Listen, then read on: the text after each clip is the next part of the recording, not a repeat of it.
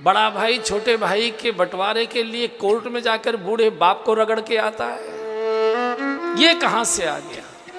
ये तो बहुत बाद में पैदा हुआ। जब मैंने फैक्ट्री संभाली थी तब तो ये छोटा गोद में था। ये सब मैंने खड़ा किया है, इसकी पढ़ाई पर मैंने खर्चा किया। बिल्कुल नहीं देंगे, ये फैक्ट्री तो मुझे ही लेनी है, आप जाने, आपका काम जाने। बड़ा भाई अगर बंटवारे के नाम पर छोटे भाई से केस लड़ता है, मुकदमा लड़ता है, आप कल्पना करो उस बाप की क्या स्थिति होती होगी जिसको कोर्ट में घसीटा जा रहा है बुढ़ापे में, और वो खड़ा है बेचारा बूढ़ा पिता। राम राज्य की बात करेंगे और छोटे भाई के लिए अच्छे वाला फ्लैट भी नहीं दे पाएंगे। ये तो मैंने बनवाया था, तू नहीं, तू पुराने वाले मकान में जा, इसमें ये तो कोठी मैंने बनवाई थी। हमारे देश में बड़ा भाई पिता माना गया है। और अब यहाँ की मुझे मालूम नहीं, मैं तो ब्रज में निवास करता हूँ, मुझे मालूम है जब बच्चे बड़ी उम्र के हो जाते हैं तो हमारे ब्रज के जो बूढ़े पिता हैं वो नए कपड़े नहीं सिलवाते। बच्चों को जो उतर जाते हैं उनको पहनते नहीं, अभी फटे नहीं है, अभी पहनने लायक है, मेरा इनसे काम चल जाएगा। उसकी जब शादी होगी ना तब बनवा लेंगे। कोई बुजुर्ग अपने लिए नए कपड़े नहीं बनवाता है, छोटे बच्चों के उतरे हुए ही कपड़े पहनता है। क्योंकि हमारे यहाँ तो बड़ा भाई पिता माना जाता है। पढ़ाता है बड़ा भाई, मेहनत करके चीज़ें खड़ी करता है, छोटे भाइयों को पढ़ाता है, लिखाता है, बहनों की भाइयों की शादियां करता है, उनकी खुशियों के लिए स्वयं पुरानी मोटरसाइकिल चलाएगा, नई कसवा देगा अपने भाई के लिए। और उसके बाद वही छोटा भाई उस बड़े भाई को बंटवारे के लिए कोर्ट में घसीटता है, नहीं नहीं ये सब मैं लूँगा, तुम नहीं, मैंने खड़ा किया है, ऐसा है वैसा है। तो राम राज्य त्याग से आता है, राम राज्य समर्पण से आता है, राम राज्य अपहरण से, कलह और क्लेश से नहीं आता है, बंटवारे की चीख और चिल्लाहट से नहीं आता है, त्याग और तपस्या से आता है। पूरी अयोध्या में समाचार हो गया, कल भगवान राम का राज तिलक होगा, कल पूरी अयोध्या पिछले कई दिनों से मांग कर रही थी, महाराज अब राम का राज तिलक करो, राम का राज तिलक करो। और जब ये सूचना प्रसारित हुई पूरी अयोध्या नृत्यमय हो गई, संगीतमय हो गई, उत्सवमय हो गई पूरा का पूरा। और सब चौराहे चौराहे पर नौजवान एक ही बात बोल रहे, कल कब हो, कल कब हो, कल कब हो, सकल कहें कब हो यही काली। अरे बैरन रात तो बीच में क्यों आ गई? अरे सब नौजवान झंडियां बनाने लगे, तोरण द्वार खड़े करने लगे, सफाइयां होने लगी, लाइटें लगाने लगे, जगमग जगमग पूरी अयोध्या। वैसे तो यद्यपि अविद सदैव सुहावनी, यद्यपि अयोध्या हमेशा सुहावनी रहती है, लेकिन चूंकि भगवान कल राजा होने वाले हैं, राज तिलक होने वाला है, हमारे मन की मनोकामना पूर्ण होने जा रही है, पूरी अयोध्या को दुल्हन की तरह सजाया जा रहा है, नगाड़े बज रहे, चौराहों पर नौजवान नृत्य कर रहे, घरों में माताएं कढ़ाई खटकाने लगी, बढ़िया बढ़िया पकवान बनना शुरू हो गई, पूरी अयोध्या के घर घर में उत्सव जैसा। लेकिन बहुत बड़े लोगों को कई बार छोटे लोगों की दिवाली सुहाती नहीं है,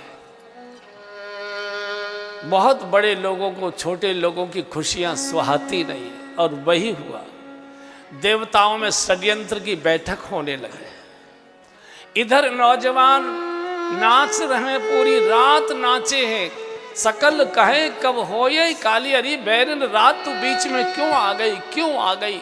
जल्दी से दिन निकले, जल्दी से दिन निकले और प्रभु के राज तिलक महोत्सव का हम इन नेत्रों से दर्शन करें।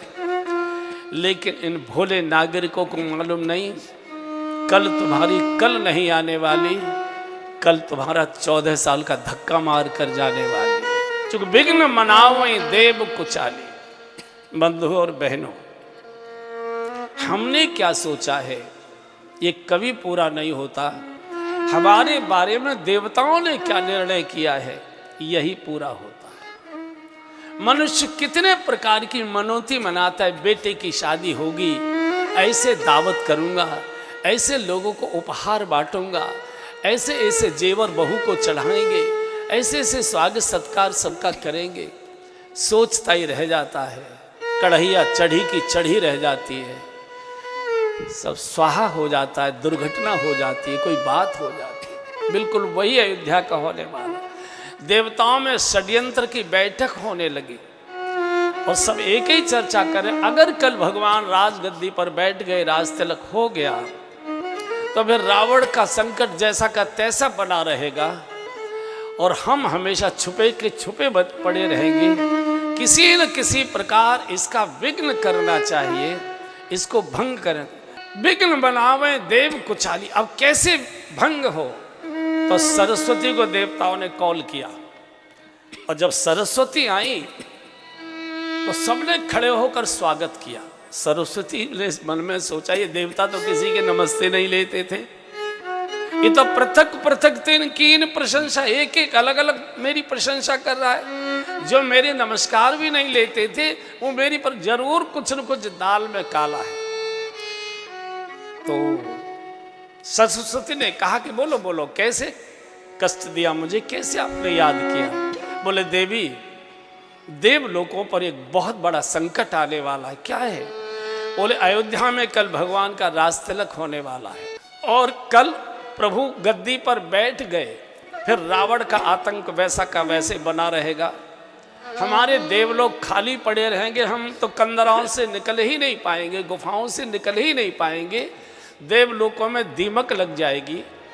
आपसे प्रार्थना के येन केन प्रकारेण आप किसी की बुद्धि बिगाड़िए और कल राज तिलक महोत्सव को भगवान के वनवास में परिवर्तित करिए। जैसे हो भगवान वन को जाना चाहिए, राज तिलक महोत्सव भंग होना चाहिए। सरस्वती अपना सिर पीटने लगी, अरे देवताओं, तुमको शर्म नहीं आती है?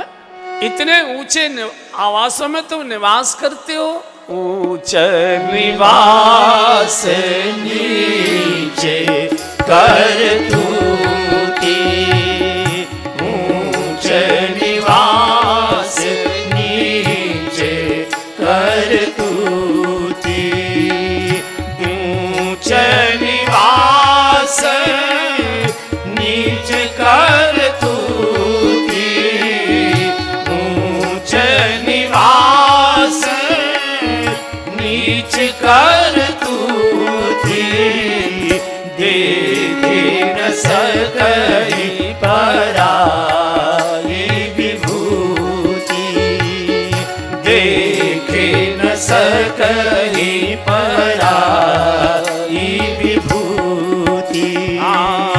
ऊंच निवास नीचे कर तूती, ऊंच निवास नीचे कर तू।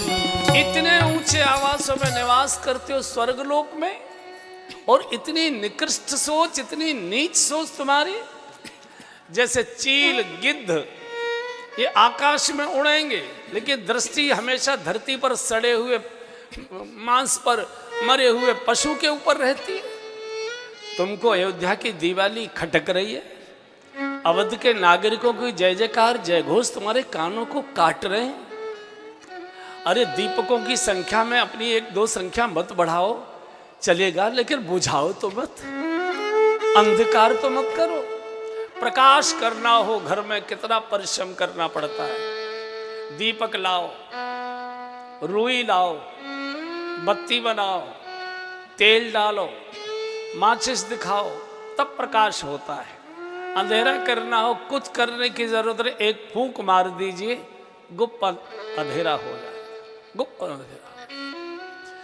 तो देवताओं को जब भाषण दिया तो देवताओं ने कहा देवी ये हम भी जानते हैं, लेकिन चूंकि देवलोक संकट में है और भगवान अगर गद्दी पर बैठ गए, भगवान राज्य भोगने नहीं आए, वो तो यदायदाय धर्मस्य के लिए आए,